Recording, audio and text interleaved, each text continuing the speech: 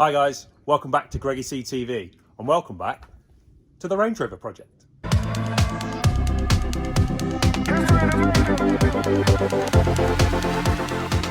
And we've got some bits to sort out here. We've got bumper to fix, headlights to refurb, trim piece to replace, wheels that need refurbing, and these nuts. We need new lenses, a respray, and a respray, and a respray. We've got washer wiper motor to replace or repair. And before we know it, it'll be service and MOT time, so we can give the big 3.6 litre V8 some new juice. Now, it wouldn't be YouTube if I didn't do a 5 things I love and 5 things I hate about this Range Rover. First thing I love about this Range Rover is the practicality and the size. Kids, luggage, garbage, it all just goes in and the car just handles it. Absolutely perfect. Love it. Secondary is comfort. This thing sits on air ride suspension and just wafts around like a Cadillac, and we just cruise around in pure comfort. Just as important as comfort and practicality, for me, safety. Young family, 5-star Euro NCAP safety rating. This thing's 3 tons, don't get it in my way, and I can just drive around with that peace of mind knowing that me and my family are safe. Another thing I love about this car, depreciation or the lack thereof. This thing was a 50 grand car back in the day. As you might see from my previous video, I didn't pay anywhere near that. This thing's done depreciating. I can use this, abuse this, and if I want to flog it, with the upgrades we're going to do to this car, we're going to see the return on that investment. Depreciation or a lack thereof. A great point of the Range Rover L322.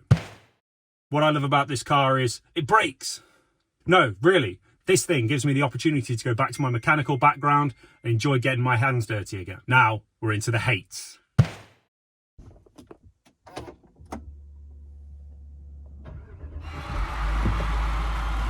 I hate the anxiety I get when I press the start button in this car, because I would be lying if I said this thing never let me down. You know, I've pressed that start button and nothing has happened other than a bunch of lights. So the anxiety I get sometimes when I go to press that start button, I do always have it in the back of my mind as, is she going to let me down today? The fact that I have a car that can let me down is slightly concerning. This next one won't come as a surprise to you guys. Fuel efficiency. This thing is horrendous. If I'm lucky, I'm getting 18 to the gallon. At £1.75 a litre, this can be disastrous. Like I say, short journeys are the key with this. Anything longer than a 30-minute commute a day, stay well clear of the Range Rover.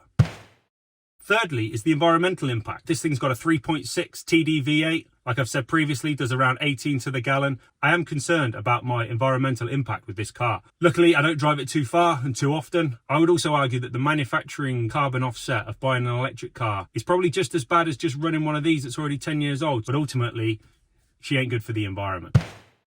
Number 4 on the list of things I hate about this car, and again, gives me one of the things I love in the comfort, but this air ride suspension is a pain in the backside. Every time you need to jack the car up or you're doing work on the car, there's always that secondary thought of, what setting is the air ride in? Is it in fully extended mode? Is it in dropped mode? When I jack it up, what will happen? I've already mentioned now I've had issues with height sensors. I've had an airbag replaced already in the first 12 months. I very nearly considered just going back to traditional shocks and springs on this thing because the air ride was really getting to me that much. And it's always one extra thing to have to think about when you're doing maintenance on this car that just really does get in the way.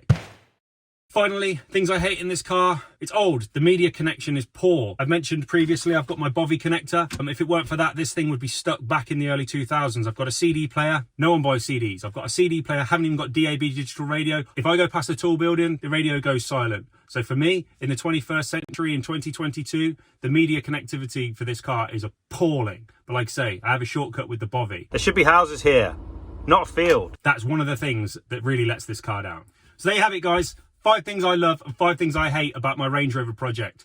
I hope you guys enjoyed that quick insight into the 12-month ownership experience, and please remember to like and subscribe. It really supports the channel and I really appreciate it. See you in the next one, guys.